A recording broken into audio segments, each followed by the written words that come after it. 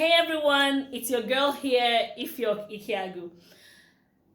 In this third part of the series, I continue to talk about parent-teacher conferences, but with a focus on the teachers. Parent-teacher conferences can be very exhausting and overwhelming. From the scheduling to paperwork to talking to extended hours, um, it can be really exhausting. I remember the times when I would cringe at the thought of conducting these meetings. I would think of what do I say to the parents and how do I say it in such a way that I could communicate that I value your opinion, but I'm the expert here. So it was very tricky for me. Whether you have it under control or you are still sometimes stressed about it, these 10 tips I will give you today will help boost the outcomes of your meetings and make it more exciting and productive. So, the first thing you want to do is to communicate early. Reach out to your parents on time, long before the first meeting. So, typically, the dates for the parent teacher conferences should be published in your academic calendar for the year. However, if that's not done, the moment you've decided on the dates for the conferences, you should reach out to your parents on time. This will help them plan to be there. And it also then helps you with your planning and coordination. So reach out to your parents on time and get them ready for that meeting. The second thing is to go in prepared. Just as you would plan for your daily lessons, you should plan for your parent-teacher conferences. You should plan what you are going to say to each parent. So you should be able to go in with your lesson observations. You should be able to go in with plans for next steps for the child's individual growth and learning. You should be able to go in with suggestions for learning. While I know that we know the children, pretty much very well, it's very important that you do not go in to your parent-teacher conferences with just your head knowledge. You need to have written out what it is you want to discuss with the parent. This way you are sure not to forget any vital information that you need to pass across to the parent. And this will ensure that you stay organized and focused throughout the discussion. Next, you want to involve the child. Now, I'm not sure how this will sound for a lot of teachers out there, but it has always been a game changer for me.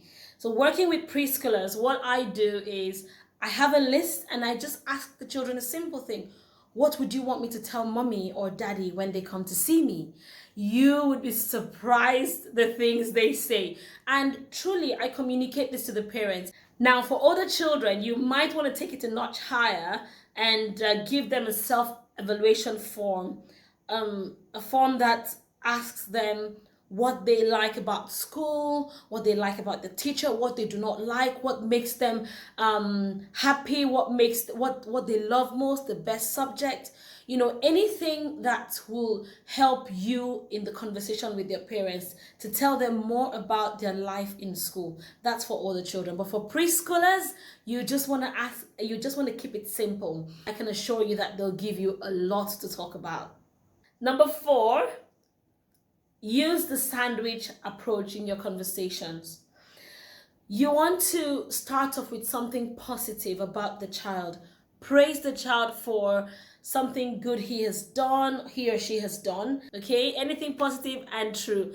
After this, you can visit the areas of concern, and then you ended up with something positive again. No parent wants to hear anything negative about their children.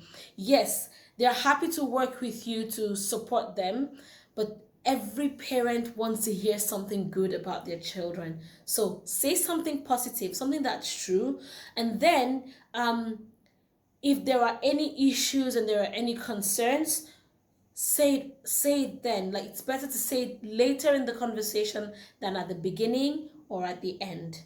Number 5, ensure that it's a dialogue, not a monologue.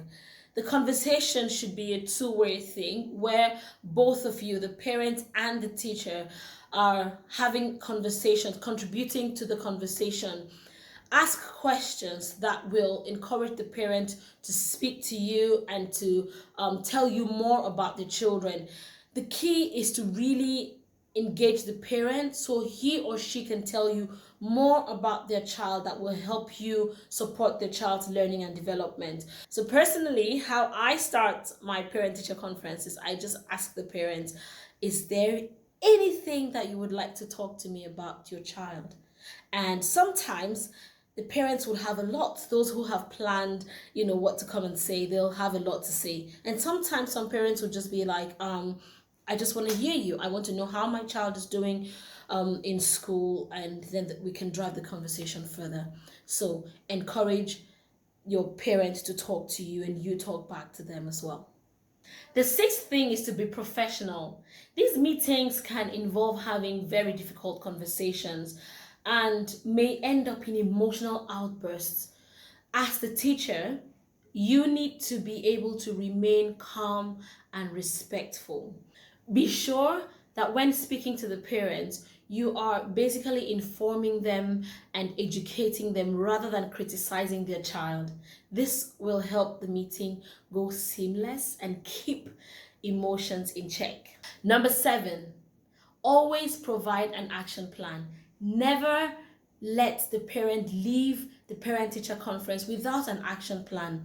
Let them know what it is you intend to work on with the child and how they can support, where they come in, what they need to do at home to help the child achieve his or her learning goals.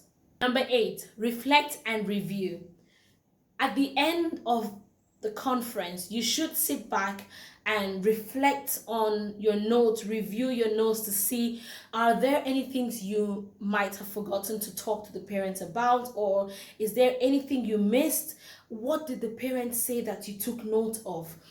Now, if you are in that meeting with your TA, then you can talk about it together. But if you're not in that meeting with your TA, it's very important that you review these notes with your teaching assistant. Carry your TA along, or any other staff, supporting staff that's with you in the classroom. Review these notes with them. That way you keep your mind refreshed about the things you've had a conversation about with the parent. And if there's anything you've forgotten, this is the time where you send a quick email and say, oh, we needed to talk about this, but we did not have some time to talk about it. Maybe we can talk about it another time. So it's very important that you review your notes and reflect on the meeting you've just had. Next, you want to say thank you. You want to thank the parents for showing up. Not all parents are involved in their children's learning. So for the ones that show up, we should be very thankful. We should appreciate them. Let them know how happy and how glad you are that they are involved, or they can work together with you to support their child to be where they need to be. Number 10, the last but not the least, follow up and keep in touch. Discuss progress, offer help and assistance, show that you care. Like I said in the previous video, it's important that you keep the communication lines open. This way, there's no miscommunication, there's less misunderstanding, and that way, you and your parent will make magic happen with that child. Thanks everyone for tuning in. I hope that you found these parent-teacher conference tips very helpful. Don't forget to like, to subscribe, and to share. Share with other parents and teachers that you know need to hear this. I will see you around for other parts of the series. For now, it's bye-bye.